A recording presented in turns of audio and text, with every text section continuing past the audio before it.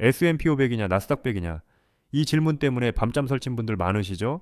유튜브 검색하고 블로그 뒤지고 커뮤니티에 물어보고 근데 답이 안 나와요. 누구는 S&P가 낫다 하고 누구는 나스닥이 낫다 하고 뭘 믿어야 할지 모르겠는 거예요. 오늘 이 영상으로 끝내겠습니다. 더 이상 고민하지 마세요.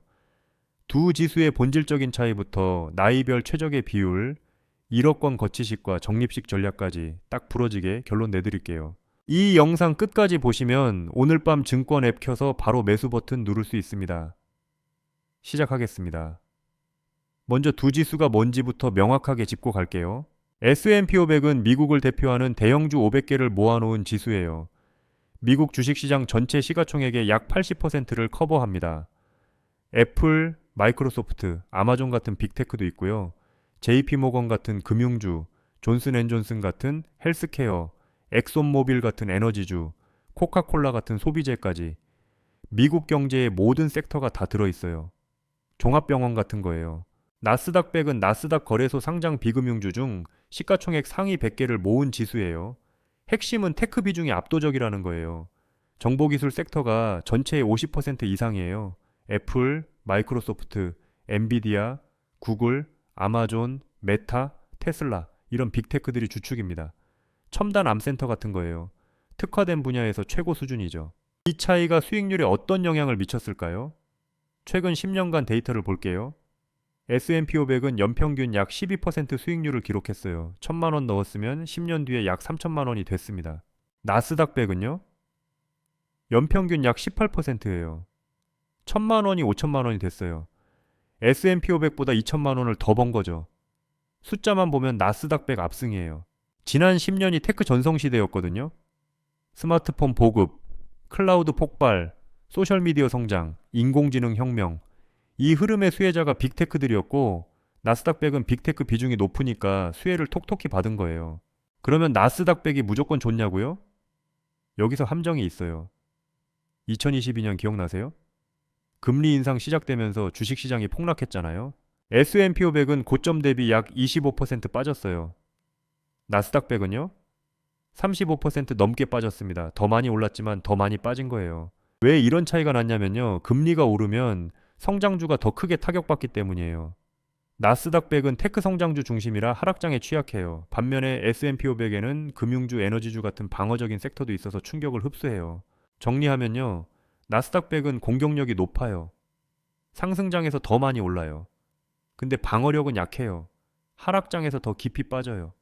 S&P 500은 반대예요. 공격력은 좀 떨어지지만 방어력이 있어요. 하락장에서 덜 빠져요. 자, 여기까지 이해하셨으면 이제 핵심으로 들어갈게요. 도대체 뭘 사야 하냐고요? 제가 딱 부러지게 결론 내드리겠습니다. 나이별로 최적의 비율이 있어요. 20대는 나스닥 100 100% 가세요. 왜냐고요? 시간이 편이에요. 투자 기간이 30년 이상 남았잖아요. 중간에 폭락이 와도 회복할 시간이 충분해요. 2022년처럼 35% 빠져도 버틸 수 있어요. 어차피 30년 뒤에 팔 건데 지금 빠지는 건 오히려 싸게 살 기회거든요. 20대는 인적 자본이 가장 클 때예요. 앞으로 벌 돈이 지금 가진 돈보다 훨씬 많아요.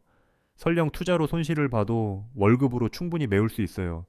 공격적으로 가도 되는 시기입니다. 그리고 20대는 테크 친화적인 세대잖아요. 인공지능이 세상을 바꾸고 있다는 걸 피부로 느끼고 있어요. 그 흐름에 베팅하세요. 나스닥 100이 답입니다. 30대는 나스닥 170, S&P 500 30으로 가세요. 30대가 되면 상황이 좀 달라져요. 결혼도 하고 집도 사고 아이도 생기고 책임질 게 많아지죠. 근데 아직 투자 기간이 2, 30년은 남았어요. 여전히 공격적으로 갈 수 있어요. 나스닥 100 70%로 성장의 과실을 취하면서 S&P 500 30%로 약간의 안전판을 깔아두는 거예요. 폭락이 와도 S&P 비중만큼은 덜 빠지니까 심리적으로 버티기가 쉬워져요. 30대 초반이면 나스닥 80, S&P 20까지 공격적으로 가도 되고요. 30대 후반이면 나스닥 60, S&P 40 정도로 조금 보수적으로 잡아도 돼요. 40대는 나스닥 130, S&P 500 70으로 가세요. 40대가 되면 분위기가 확 바뀌어요. 은퇴까지 20년 남짓 남았어요. 아이들 대학 등록금도 준비해야 하고 노후 자금도 본격적으로 모아야 해요.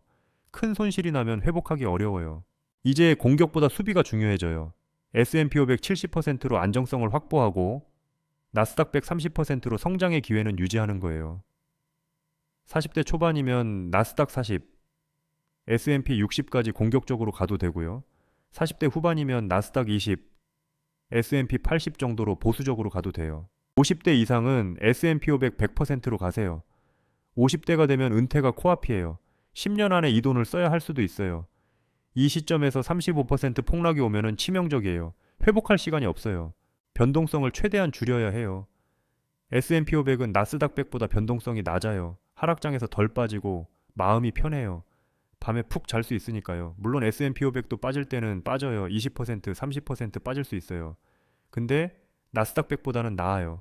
그리고 500개 기업에 분산되어 있으니까 특정 기업이 망해도 충격이 적어요. 50대 이상은 수익률보다 안정성이에요. 잃지 않는 게 먼저입니다.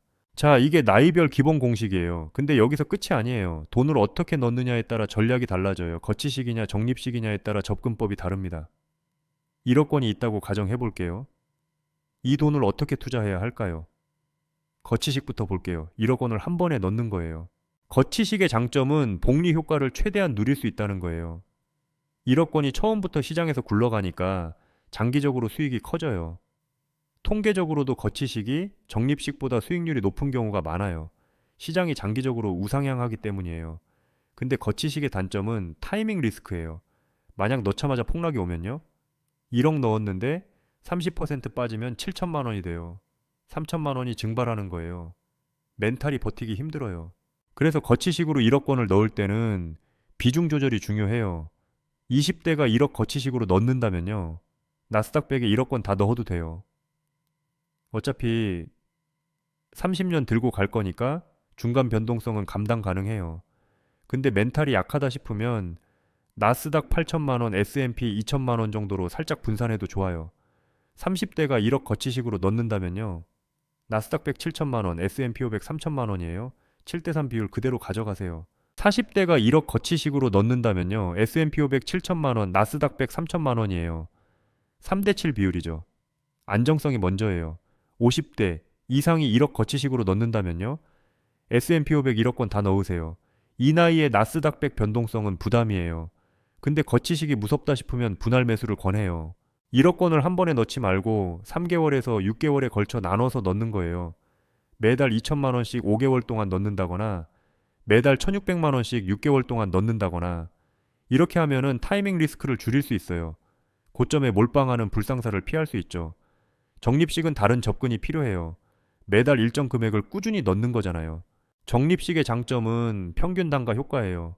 주가가 높을 때는 적게 사고 낮을 때는 많이 사게 돼요. 자동으로 분산 매수가 되는 거죠. 타이밍 고민을 안 해도 돼요. 그냥 매달 넣으면 돼요. 적립식의 또 다른 장점은 심리적 편안함이에요. 폭락이 와도 괜찮아요. 오히려 싸게 살 수 있는 기회거든요. 다음 달에 더 많은 주식을 살 수 있으니까요. 하락장이 친구가 되는 거예요.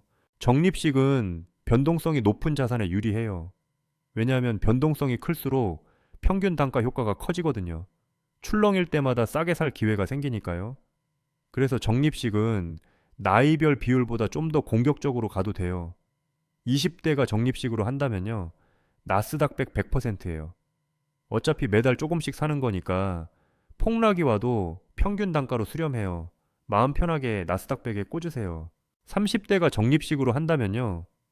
나스닥 100 80, S&P 500 20 정도로 가도 돼요. 거치식보다 좀 더 공격적으로 잡아도 괜찮아요. 적립식이 변동성을 완화해 주니까요. 40대가 적립식으로 한다면요. 나스닥 100 40, S&P 500 60 정도요. 거치식의 3대7보다 살짝 공격적으로 가도 돼요. 50대 이상이 적립식으로 한다면요. S&P 500 80에서 100%예요. 이 나이대는 적립식이라도 변동성 관리가 중요해요. S&P 중심으로 가세요. 적립식 금액은 얼마가 적당하냐고요? 월급의 10%에서 20% 정도를 권해요. 월급이 300만 원이면 30만 원에서 60만 원 정도요. 무리하지 않는 선에서 꾸준히 넣는 게 핵심이에요. 한 달 100만 원 넣다가 힘들어서 포기하는 것보다 30만 원씩 10년 넣는 게 낫거든요. 자, 정리해 드릴게요. 딱 부러지는 결론입니다. 나이별 비율이에요. 20대는 나스닥 100 100%, 30대는 나스닥 100 70, S&P 500 30, 40대는 나스닥 100 30, S&P 500 70, 50대 이상은 S&P 500 100%.